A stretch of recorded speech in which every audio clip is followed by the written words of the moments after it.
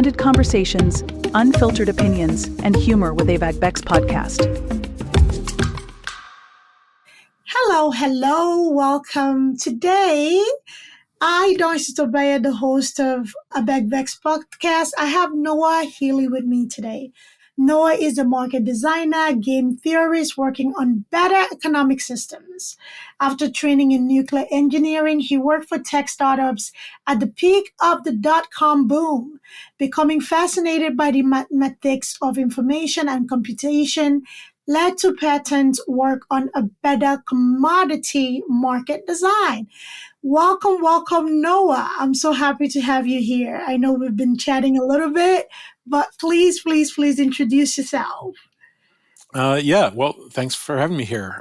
So as you said, I'm very interested in commodity market design. I've been working in algorithm development and computational math for about a quarter of a century now. I think that computers are the most significant technological creation of humanity to date, and there's a reasonable argument to be made that they are the most profound technological creation we'll ever be able to create. They operate in the space of imagination and thought at the limits of those things, and so it's hard to imagine how we would be able to develop something that is beyond our capacity to imagine. And so I get myself on a podcast to try to educate people about the potentials and the pitfalls. And in particular, what we were talking about just before now, our economic systems are operated through markets which are hundreds of years old and use techniques that are hundreds of years older than that. And those markets are really collapsing in the face of computer technology because there were fundamental flaws in the algorithm, or there are fundamental flaws in the algorithm that was used that are not exposed when everybody in the system is a person. But now that the system is mostly being run by machines at speeds and paces that human beings cannot keep up with, those flaws are being exposed very publicly. Wow, that's scary. So basically, not only AI, right? Not only the age of the AI, because now there's AI in everything, right? Just moving from the traditional stock trading, for instance, right? Before we started carrying the stock market in our pockets on our cell phones, right? So what you're saying is that these errors were easily concealed. But now with the age of the computerized trading and exchange of money and commodity, it is more profound, and we can see the breakdown or the flaws more. So, but what can be here? Let me kind of get into that. So the basic notion behind the marketplace is that it's a forum for buyers and sellers to come together. Right. And so we think about the deal as the buyer shows up with money and the seller shows up with product, and they agree to some price, and then they exchange the money for the product, and we're good to go. We're done. Like, that happened. So the market just has this forum where it's got these people lined up based on how good the offers they're making are. And when deals get made, the market ensures that the deal happens and then publishes that the deal happened. So if you're a buyer or a seller, or you haven't quite made up your mind, you can show up and see what deals have been made. So, whereas like a century ago, where you might have had the market town where you'd have to go haggle, and Right. You don't really know what the last person, what the deal they got. Maybe they're like a friend and the favorite cousin, and they're buying for like half what you're buying for. Like, that's not what happens. Like, you get to see every deal that gets made. When you show up, you have all the information. Well, that's great. It worked fabulous. It worked way better than that. My cousin doesn't have to pay, and you used to beat me up in grade school, so we're not gonna, it works way better than that. So anyway, The problem is that people make mistakes. And so the way the market coped with error in the past was somebody comes in, they've got like some bizarre idea of what's going to happen. Maybe they're right, maybe they're wrong. But if they were wrong, they would effectively be in the minority. And because there's only one of them or a few of them, the rest of the marketplace would be able to see and react to that error and effectively punish them for making a mistake. And so it behooved you to, try to keep your head around you, do what would actually look like a good idea. Right. And this gets into the hidden assumption that's in this system, because the buyer isn't just showing up with cash, he's also showing up with information. Everybody can see what the market's publishing, but they also know what they know. And so the deal isn't just cash for goods. The deal is cash, goods, and information. And both sides have some information. And then the market also has some information. And computers are information machines. That's what they deal in. So what happens with computers is it becomes possible to make these offers, make these potential deals that don't have to be wrong. They can just be noise. They can be nonsense. They can be confusing. And so what you get, just like if you're talking with your family members, that conversation is very easy. But if you're getting spammed at the same time, then managing all those conversational threads is very difficult. We've been increasing the amount of spam in the marketplaces by a huge factor. And that's essentially all down to the computers. Because whereas in the old days, a lot of people would be able to react faster than a few people, in these days with computers, the market updates at the speed the market updates at. And so the individual can operate as quickly as the marketplace is, as long as they buy enough computer power to do that. And so what happens is we now have hundreds, thousands of firms that have bought themselves basically immunity from market feedback. And those firms, when they make mistakes, either intentionally or unintentionally, don't pay the penalties that historically get paid by bringing mistakes to the marketplace. And so what we have is markets that just are much, much noisier. And the noisier the marketplace is, the more expensive it is to use for the people that can't afford to absorb market risk. And so what we're seeing is the middle is getting wider. Okay. And that's ultimately intolerable, because we as human beings, we make stuff that's valuable, many of us, hopefully, and we use things that are valuable. We need to eat, we need clothing, we need shelter. And so the larger the gap between the makers of that which is valuable and the consumers of that which is valuable are, the more creaky and wasteful the whole system gets. And that's what we're seeing over the course of the last third to half century, as the financial system has effectively completely computerized. Right. So from somebody that is not in the financial sector, right? And, I'm getting to know and learn the marketplace when it comes to trading the stocks and all that kind of stuff, right? So when I hear you speak, and I know we started this conversation with you, an aspect of this conversation going to, traditional marketplace, you may refuse to sell to this person because, this was my cousin who beat me up in school, but, behind the computer and everything, you cannot pick and choose.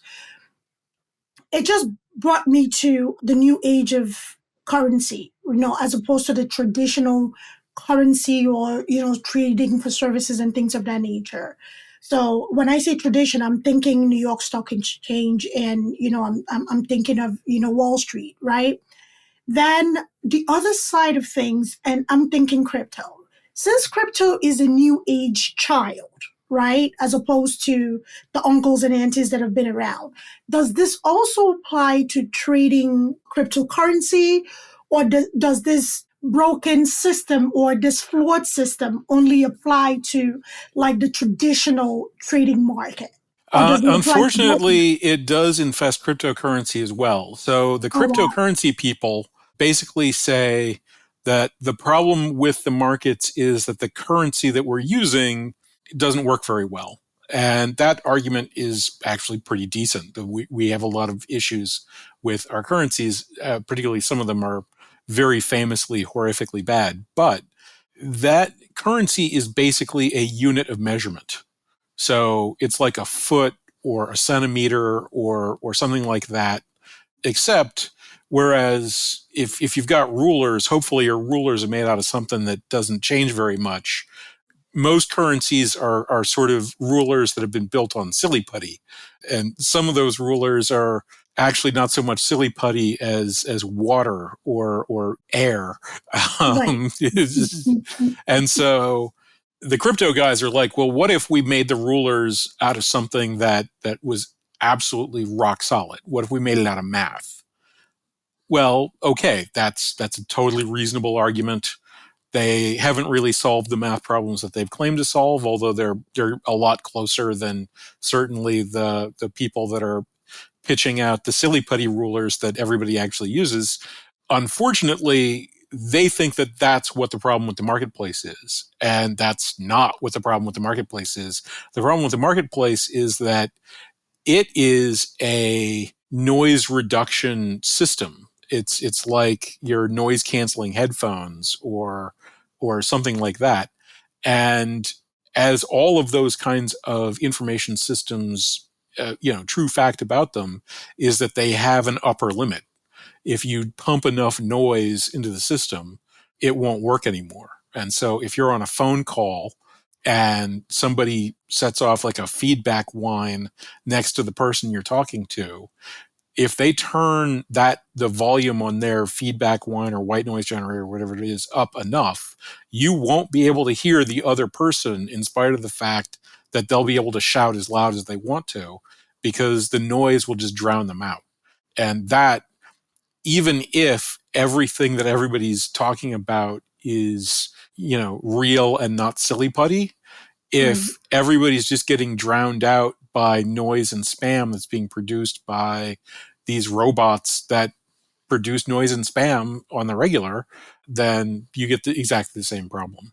And that we will see. You can see that in spite of their claims, and while particularly Bitcoin, for example, is a very impressive value run, it's subject to the same kind of market uncertainty and market unpredictability that everything else is. And so fixing the marketplaces would actually make using existing currencies probably fine. Harder currencies would be better, but there would be incentives for hardening the existing currencies or switching to harder currencies with properly functioning marketplaces. But just changing to a harder currency, whether you're talking about Bitcoin or Ethereum or gold or silver or other platinum group metals, osmium is the densest element there is. We could use that as currency if we wanted to. But that won't help us in a world where most of the market information is fictitious nonsense that's been generated by a machine that pumps fictitious nonsense in order to create the uncertainty and fear that maximizes the returns for people who want to invest. I just as you were talking, I was thinking of how trading has evolved through the centuries, right? So there was a point where trading was just within people in your local area, and we've come to, with barter trading, right? And that even that sort of trading continued even between countries and continents, and then we moved into currency, and currency was anything that it involved even calories, right? We're talking about gold, silver, and all these precious metals, right? So then we moved into currency, paper currency. Each country, each region, each continent in some cases have their own designated currency, right? Having a figurehead image or whatever on it. Then we moved now to cryptocurrency, which crypto people are making a lot of noise about it. The next big thing, the next best thing. And all of this can be confusing. Like, where does it stop? Where does it end? Or will we ever get to a place where we're satisfied with a particular currency being, the end all and be all? Would there ever come a time where things are stabilized enough that we can, have something that is sustainable and long lasting and beneficial to everybody who uses it? Well, that gets very political very quickly. So let's distinguish what money and currency are. Money is a medium of exchange, and it effectively is that measuring stick I was talking about before. Currency is a politically established money. So the attempts by the blockchains to become currencies is an attempt to gain a political entity without also gaining a state and the associated military accoutrement of that state. That's an extraordinary challenge. And if you really want to get super dark, it isn't actually possible to use any currency fully privately because you are yourself a public entity. And whenever you engage in a trade, that is ultimately a discoverable fact about the nature of the universe. And so even private transactions, if somebody shows up at your house and opens it up and is like, where did all these canned peaches come from? Well, unless you're living on a peach orchard with a canning factory, they came from somewhere. and you can start walking back like where those came from. And so if there is a blockchain network that the people who have police and nuclear weapons decide that is entirely unacceptable to exist, then really all they have to do is look for people who have a mismatched lifestyle according to the currency systems that are under their control, and then look around and see where it came from. There was a pretty insane case of a corrupt mayor in China I read about a few years ago, where it turned out that this guy had sort of like an entire second house / basement under his standard family home. And he had billions of dollars in gold and cash and other things. He was some kind of massive money laundering thing that he was doing there. And the same sort of thing would go on. It's certainly possible to have like $1 billion of Bitcoin on a thumb drive, but that's obviously completely worthless to you unless you can spend it on things that have value or do something else to leverage the value. And whatever those other things are ultimately are going to be real physical things in the universe.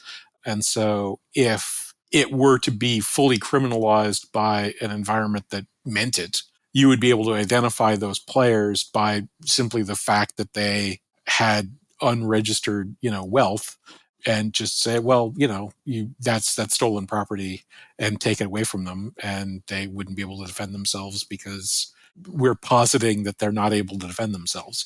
So that's a serious cultural problem that the Bitcoin people are claiming. They're essentially claiming to be able to create a currency without the thing, i.e., policing and army power that makes a currency a thing.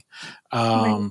But maybe it'll work out. Obviously, people can have guns and whatever themselves, and we'll see how countries fare in the light of the craziness that we're seeing around us.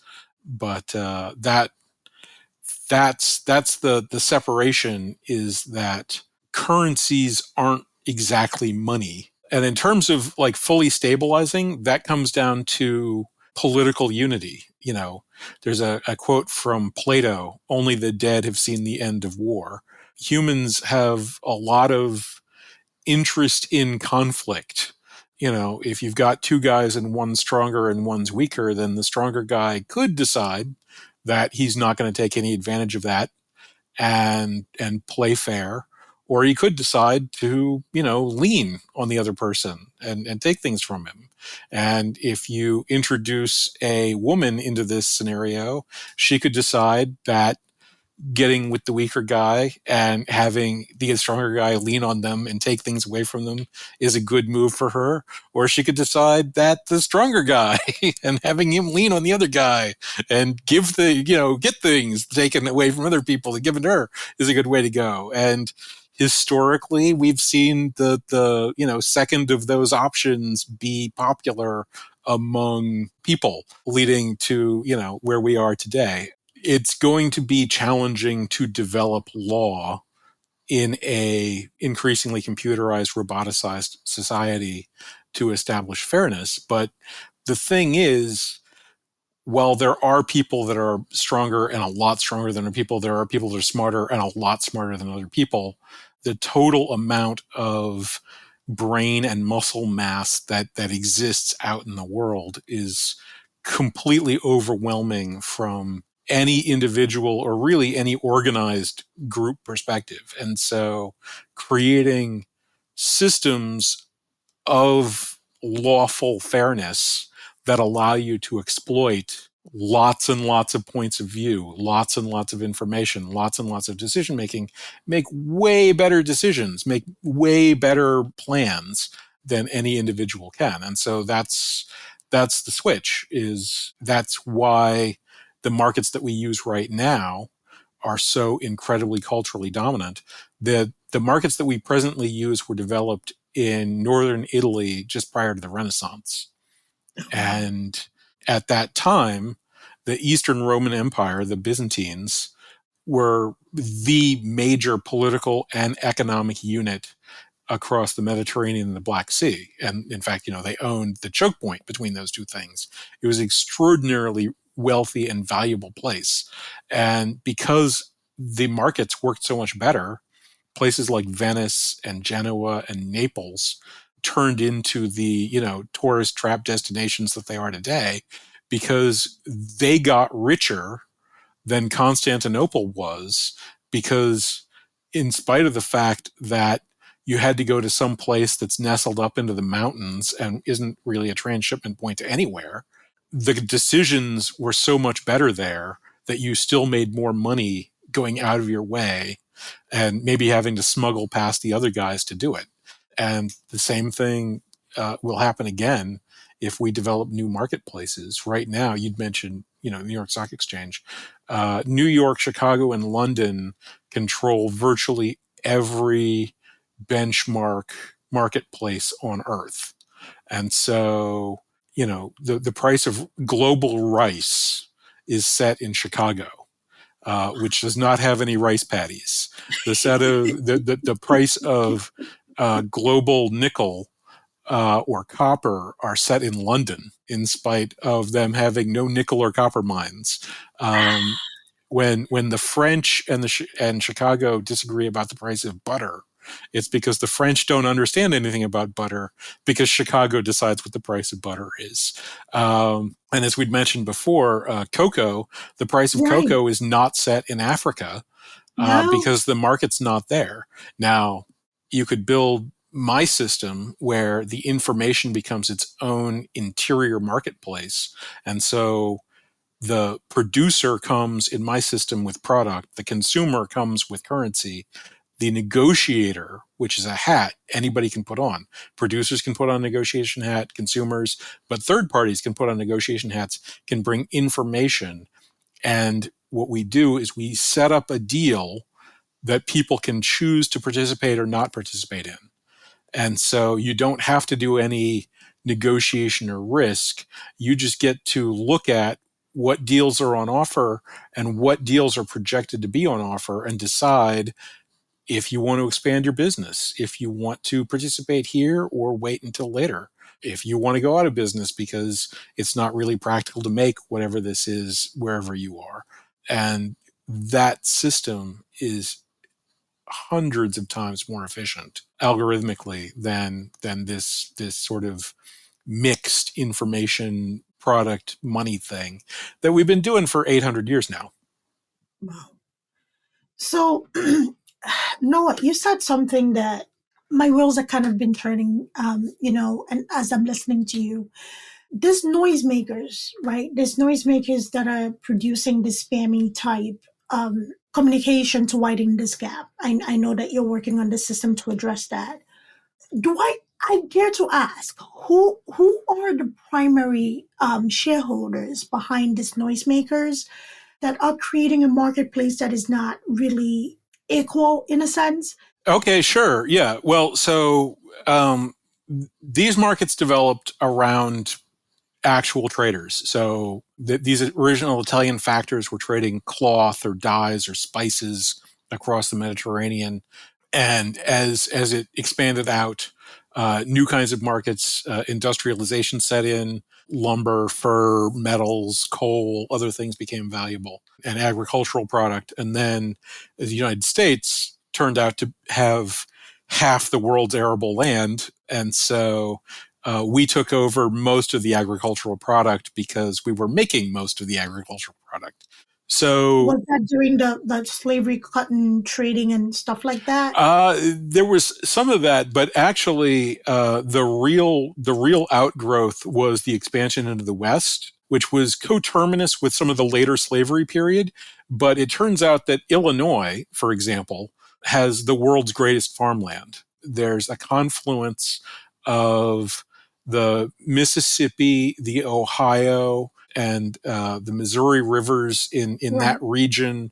There's right, many other tributary rivers. So the entire region's extremely well irrigated, basically 24/7. There's these very large bodies of water that connect everywhere from the northern Atlantic down to the Gulf of Mexico. So you can put your product on a barge and ship it very inexpensively to anywhere on the planet Earth. And the topsoil is like 25 to 35 feet deep there, which is just unbelievable. Effectively, for several ice ages, the American Central Basin, up until I think it drained from a shallow sea somewhere around 50 million years ago. So the American Central Basin was just a vast grassland that lay fallow for like 50,000 years. And so tens of millennia of bison refuse and dead grass just piled up without anybody using it for anything. And then the European settlers showed up in Conestoga wagons and the Jethro Tull moldboard plow.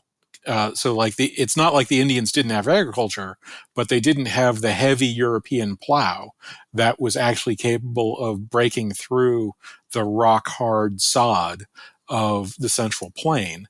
And once that switchover happened, the Central Plain went from what had been called at some points the Great American Desert, because you could barely, you couldn't drill a seed into this thing with a hand drill. It became the breadbasket of the world, basically over a couple generations. So that work was actually mostly done by the Midwest sort of German, Swedish, American settlers that were landing and taking land grants to go out and put together a farm and build it out. And that's what happened there. Anyhow, getting back to the trading, the Italians, the and then the trading. Americans. Yes, So that model of, hey, I've got some stuff, I'm going to come to market. Hey, you got some money, you're going to come to market. That doesn't generate enough churn for the market to provide information that's useful, because the farmers don't show up to market until harvest time. right. And the buyers need money. They need wheat all the time because they're going to make flour regularly so that bread makers can keep bread. It's not like people are going to just eat bread in early In the spring fall. and then get out of the bread business until wheat grows again. Like, Right. we want our toast with butter on it right now. Um, so we're going to get that. That's what this is for. Right. Right. So what happens is, when not a lot of people are showing up to the marketplace, it's very unsteady, because the market, remember, is only publishing the deals that happen. So if deals aren't happening, you show up and you're like, in the last 10 seconds, 500 deals have happened, and here's where they are, and they're all pretty stable. And you're like, great, that's what the price is. You show up and they're like, well, there's a guy here 2 weeks ago and he got 50, but then there was a guy here a week before that and he got 95. And you're like, well, what's the price then? He's like, well, figure it out. You know, there's some people over there that might give you some money. Maybe it'll be 50, maybe it'll be 95. Well, if you're running a farm, you're going to go bankrupt like that. And so what happens is an evolved niche occurred of middlemen. Okay. And the middlemen really, the transfer of the markets. So the central advancing economy of the world was Renaissance Italy. And then it became Amsterdam. Around the time that the Spain was pulling the New World silver and gold out, they were using Amsterdam as their deep water port. And these guys managed to figure out how to become middlemen real quick, because these ships that were stacked up with, you know, gold coins and silver bars were coming into port every day. And they were like, let me get some of that. So they invented stock markets like the New York Stock Exchange. They invented how to turn a business into a commodity and use these commodity markets that the Italians had to trade businesses. And they figured out how to cut off a little piece for themselves so they could do okay out of the business. And what they discovered is that if the market shows up every day and is just trading all the time, then when the hick shows up, the prices are already there for them. Right. And so what you do is you're providing hedges. You're providing insurance, basically. And that's become very much the way of the world. You've got these groups that have deeper pockets. They can afford to take a little bit of a risk. They can make 10 bets and they can lose 1 and win 9. And that's fine for them. And so that's what they do. Well, let's say you're running an insurance company in a town. You're given like homeowners fire insurance, and you'd like people to spend more for fire insurance. What could you do? Well, arson. You could do arson. Start the fire. Yeah, if homes are burning up, maybe people want fire insurance more. There we go. And so we have this large group of people that was offering insurance against market instability. The more unstable the markets get, the more they charge for that insurance, because they got to make money. And in the old days, if they were to try to pretend like the market was totally crazy, that would cost them so much money. And expose them to so much risk, they'd get blown away for stuff like that most of the time. There's some really famous counterexamples, but I'm not going to get into that. However, these days, the computer can put something up and pull it back in a millionth of a second. And they can chase these things around and form a little bit of a flutter and then turn it off and on again, and watch your thing come in, slow as molasses, and change the market just before it gets there, and then turn it back on again, all that kind of stuff. And so that's the noise. And that noise, it doesn't cost them anything. And so whether they're doing it intentionally or they're just doing it, and because there's not a negative feedback signal, there's no reason for them to stop. It doesn't really matter. It's causing the markets to become less and less stable. And as we've quite recently seen, that low stability has the potential permanently to metastasize and cause broad chaos. But there's nothing special. There was 87, 88, the major market crash, which this is now finally bigger than. But that had been the single largest market day crash in human history. Was coincident. That market crash back in the 80s was the first day that the New York Stock Exchange went over 1 million units in volume traded. Wow. And they'd been creeping up. It'd been, there'd been 8 handles, and then there were 9 handles for a long time, and those 900,000 handles were going up. And then the nightly news, I can remember it pretty clearly. They had a little segment where they were like, here's the market thing, and the screen came up, and it was, down whatever percent, 1, comma numbers, not 900 comma numbers. And they didn't report that. That's not part of the narrative, that the market scaled up and it went sideways. But, I remember seeing that happen. And as an algorithmic specialist and a person that thinks about scale quantitatively, I got to tell you, that's very strongly indicative. And that's what we're seeing. We're seeing more and more people are getting onto these systems.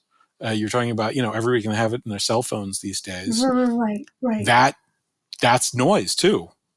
And so all of that is just breaking the system more. And how much breaking can the system take? Well, we don't know. We're finding that out, all of us. Right. So, all of those things, the hedge fund managers or the hedge funds, watching the candles, all of these things are things that I've learned very recently. And it's quite fascinating, right? And the people that live for that risk, right? The people that enjoy that up and down, the people that have mastered, putting in the stop losses, not making them physical rather than mental stop loss, because you know what? The market or the big banks are watching everybody have those stop losses to use it as an advantage to either tank the market or, send those candles up, the calls, the puts, and all those things. So my question to you is that people that live for that excitement, right? Riding that wave, watching those candles, when do I sell? When do I, buy, and all those things. With this fix, would it take the fun or the excitement out of the cell phone traders, the option traders, and the people that are watching the calls, the puts, and all of that fancy stuff, right? So what does that mean for the average person? What does that mean for the big boys, that are doing it in the large establishment, the big boys and girls, I should say? So yeah. So the adrenaline junkies are going to have to go, base jumping or upgrade their meth habit or whatever it is that they need to do. Okay. Like they're not going to be able to get that thrill anymore once the market's designed to actually function again, because they're getting off on the noise. They are, for all practical purposes, arsonists. A lot of arsonists sadly have a fixation where they're in love with fire. And so it's a very high recidivism type of thing. Similar type of deal here. An unfortunate percentage of the people that are blowing up the global economy are doing it because they find it enjoyable. And unfortunately, they also find it profitable so that they can keep doing it. If we make it unprofitable, they would still like to blow up the global economy, but they'll lose all their money very rapidly, and then they'll have to go find some less expensive way to get their kicks. However, some of these people are aggregating important information. If you're familiar with the film The Big Short, there are people that were doing the work and doing the research and working out that, things were not kosher anymore and that a big change was going to come.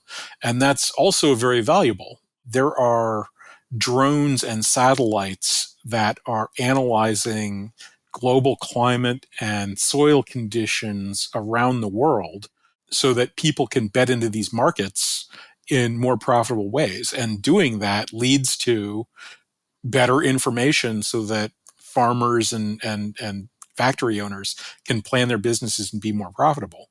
And so that's valuable. That will continue. And that will become more valuable because you won't be competing against this noise factory. You'll be able to be compensated for providing information that turned out to be valuable across the entire marketplace, not just one poor dumb sod that happens to get knocked off by your trading strategy. So some of the big people will do fine. Some of them will do actually better.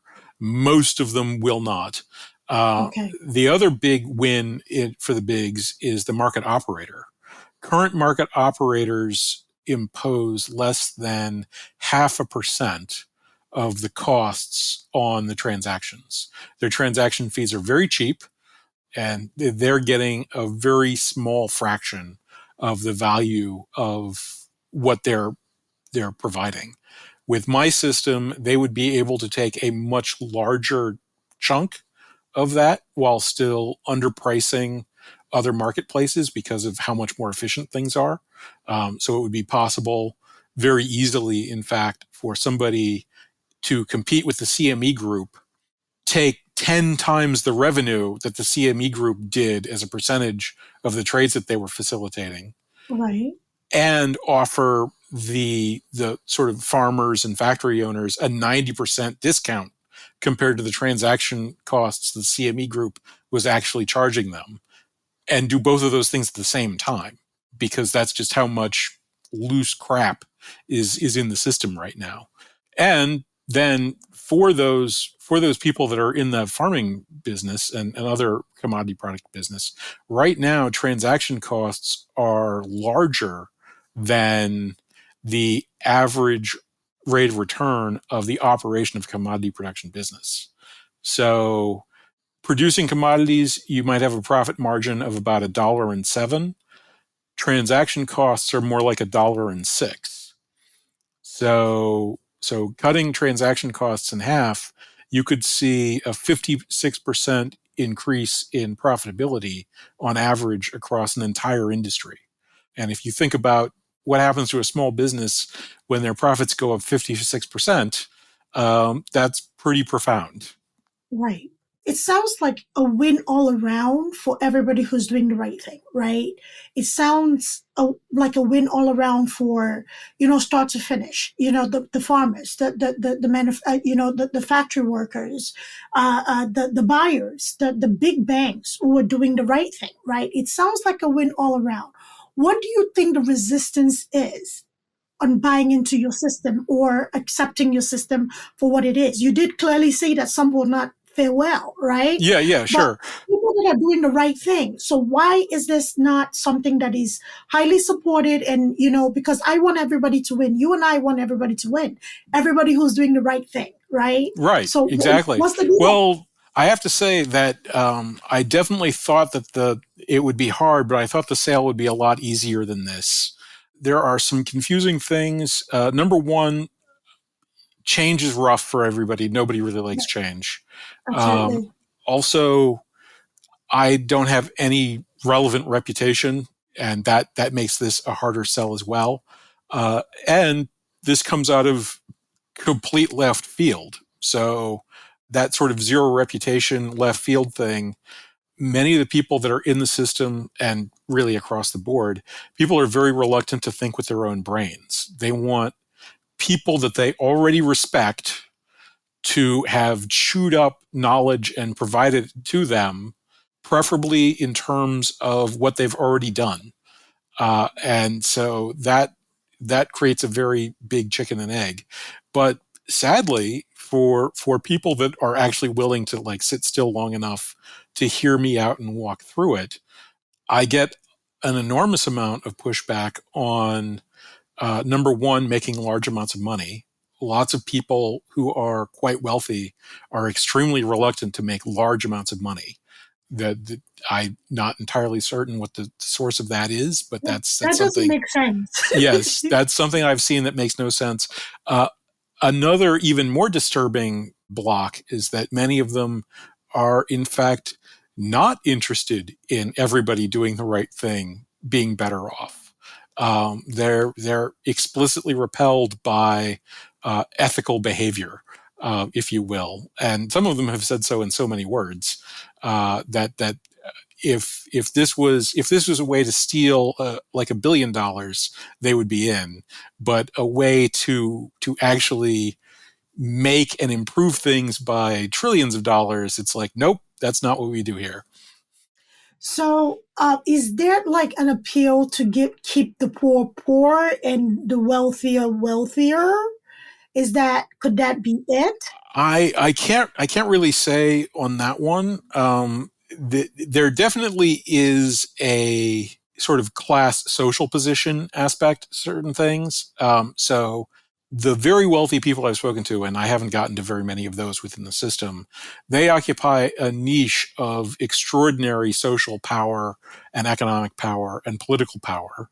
And so, if you shuffle a deck of cards, you don't know where any given card's going to end up, but you know that the cards at the top of the deck are probably not going to still be at the top of the deck. And so when you're talking to those people, they're extremely reluctant to do any deck shuffling maneuvers because it's almost impossible for something like that to help them. Mm-hmm. Okay, it makes sense. It's self-preservation in a sense, right? So again, if they're running in the same circle of people, even if they're doing the right thing and their peers are not, who wants to find a new set of friends at 80 or 70, right? So Sure. it's kind of like, for lack of a better way to put it, when celebrities get divorced, the one thing in the line of divorce for alimony and spousal support is, to preserve the life that they've become accustomed to. So it's just a way of preserving the life that they've become accustomed to, regardless of it's the right thing to do or not. So I get that piece. Does it make sense? No, it doesn't make sense. Does it benefit everybody? No, it doesn't. But, humans have a tendency to be selfish, and, it's human. Absolutely, yeah. Well, that gets into the thing is change is going to happen whether they want it to or not.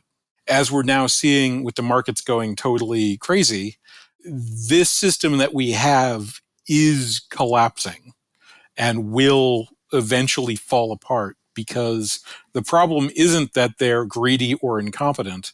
The problem is that the algorithm doesn't work at the scale that the humanity has reached. And so unless we pull back our scale and revert to a simpler time when there were billions of fewer human beings that didn't have access to computers and communication, back when the system worked, which I cannot support that at all. Right. We're going to change because the system itself is going to disintegrate. And a recent example of this that's less well known is the cocoa market. So cocoa, of course, is a New World product. Yes, it it is. grew in the Andes, and it's got very specific requirements. It turns out that it needs enormous amounts of water, but its roots rot very rapidly. So you have to grow it in basically sand, like perfectly drained soil, where it rains like a foot plus a day all the time. And there's not a lot of places on Earth that have, the worst soil possible and a perpetual water source. So the Ivory Coast region of Africa, Hawaii, of course, the regions of the Andes Mountains where they originally evolved are pretty much it. And those locations all grow a lot of cocoa because, as it happens, for anyone who's ever eaten chocolate, it's pretty tasty. So there's been some fluctuation for a few years now. I believe the Ivory Coast and maybe some other nations as well cut off exports to Switzerland. So the cocoa life cycle, the cocoa seed pod is a pretty big sort of footballish shaped, and that's American footballish shaped object that has a bunch of mucilage and cocoa beans in it. And so you pick those and then you lay them out under cocoa leaves to ferment for a little while, and then you open them up and you can get the beans, and then you got to roast the beans and process them into cocoa powder, the highest quality of which is called Dutch cocoa powder, because those very rich guys in Amsterdam that were figuring out how to turn the Spanish gold into their personal, they were some of the earliest people to figure out outside of Central America that chocolate tastes really good, particularly when you add milk and cream and sugar to it. Yes. And so they came up with the Dutch process, which we use to this day with some alterations. Yummy. And then those cocoa products, that cocoa powder, you can extract the oils, and of course, some of the world's best chocolatiers are in Central Europe. Places like Switzerland and again the Netherlands. And so they buy these cocoa beans for like pennies to dollars a pound, and then they sell dark Swiss chocolate bars for hundreds of dollars a pound. And the people that are growing that stuff are like, well, we would like to sell chocolate for hundreds of dollars a pound. That would be a real boost to our economy. But they need to do that. They have to build the factories, the expertise to do the processing, to pull themselves up that value chain. And so there's been some fights. Apparently this year, there's been some very bad weather in Ghana for cocoa, which I assume equates to clear and sunny is what would be bad for cocoa, actually. So no water. Right, yeah. So bad weather is actually good weather or something. Right. But at any rate, there's been a fairly big production miss this year, and as a result of that, I was reading an article a few weeks ago. The cocoa market's been in pretty serious disarray, 10% swings one way or another. And in an environment where your profit margins are probably somewhere between like 5 and 20%, a 10% price swing is somewhere between half of your potential profits and going from making the amount of money you were going to make to losing that amount of money. So that's a pretty big deal. And there's some expert opinion that believes that cocoa will be going up by more than 150% by the time we actually manage to figure out this like agreement among ourselves. Maybe that'll happen, maybe it won't. But I saw that and went and looked up who the Ghanaian, cocoa ministry economists were, and I sent out some cold calls, and I got a response back, and had a brief chat with a guy that does economics in Ghana cocoa adjacent stuff, and so I'll be working with him hopefully. But you'd mentioned you had actual family in Nigeria that was in cocoa production. Right. So I do have family in Nigeria that does cocoa production as well on both sides, So the areas that I'm from and my husband is known for cocoa production and cocoa farming. When we got talking before we got on this call, and now that you have talked a little deeper into what is going on with the cocoa market, wouldn't it be prudent that, yes, the Western world, because I'm going to do it the Western world, because I know a lot of natural resources comes from Africa. Each Africa country has a wealth of natural resources that the Western world just enjoys, right? Okay. Yeah. So wouldn't it be prudent that if you have the refineries, if you have the factories, if you have the skill set, if you have the machineries to process whatever, and you don't have the product itself, and I have the product for you to go ahead and, show your skills to the world, wouldn't it be prudent for you to be fair so that you can continue? We both can continue enjoying this natural resource that, the continent of Africa was blessed with. Because we can name them all, including crude oil, right? Including crude oil. Palm oil is produced in Africa, and also I think Thailand is the other big producing country. I forget what other country produces palm oil in a large quantity.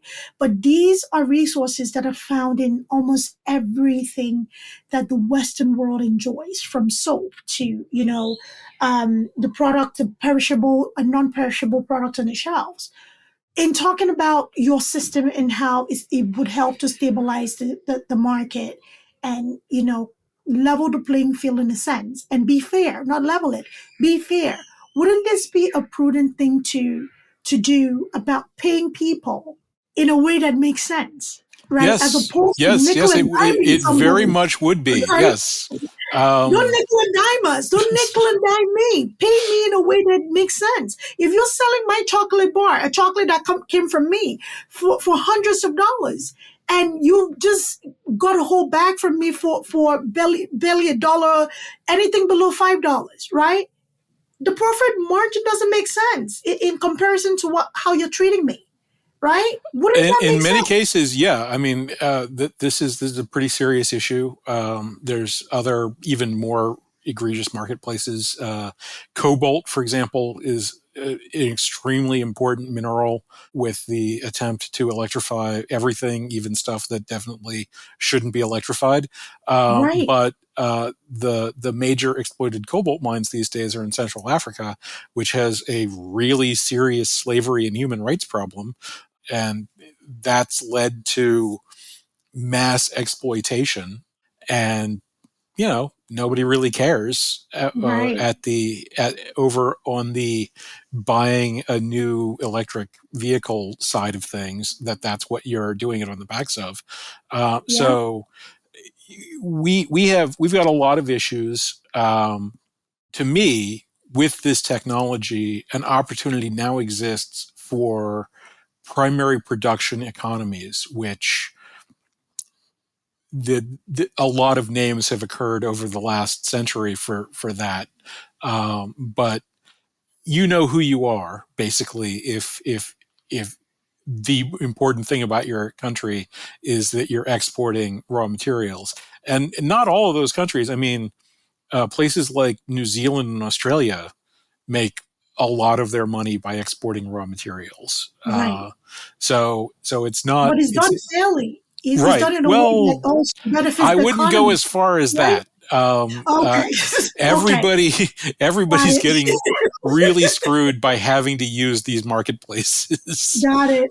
um, there's a suicide epidemic in the United States among Yes. farmers.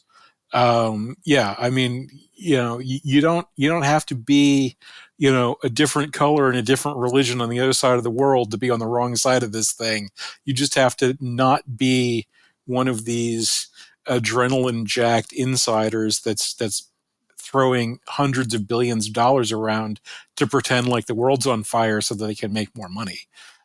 And so anyway, right now, establishing a marketplace the way marketplaces are currently designed is essentially a fool's errand.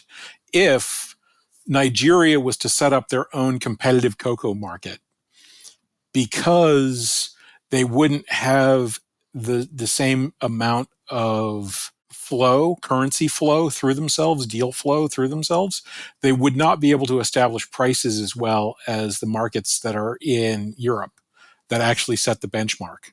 And so what would happen is that the locals would abandon those marketplaces and use the European markets, in spite of the fact that the deals aren't that great, because they would, in some not being that great, they'd be better than the local markets could compete.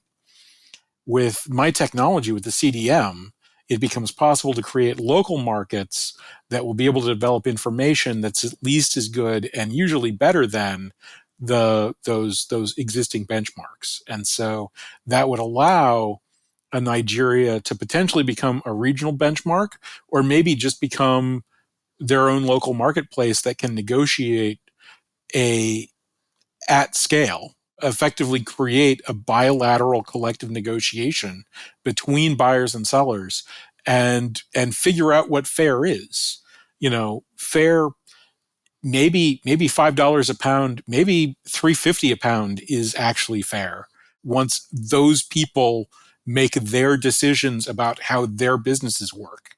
Maybe $15 a pound is fair. Like, I don't know the answers that people will come up with out of their own economic needs and own businesses, but I can provide the mechanism that allows building a forum to find out what that answer is and allow people to operate their businesses at what that answer is. And that's a radically more profitable and productive way to operate these businesses. And that really does that would climb up the value chain, because right now we grow cocoa in basically everywhere that it's economically feasible to grow cocoa. Right. If prices came up by a factor of, I don't know, 2, which would be insane. If you're making commodity products and you can sell them for twice as much, you can go from a 15% margin to 115% margin. Suddenly, you're looking better than tech stocks are. Right. That's crazy.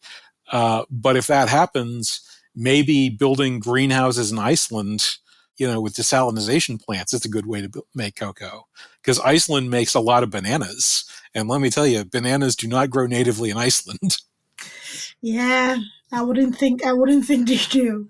Yeah. But it just this is such a great conversation that we're having.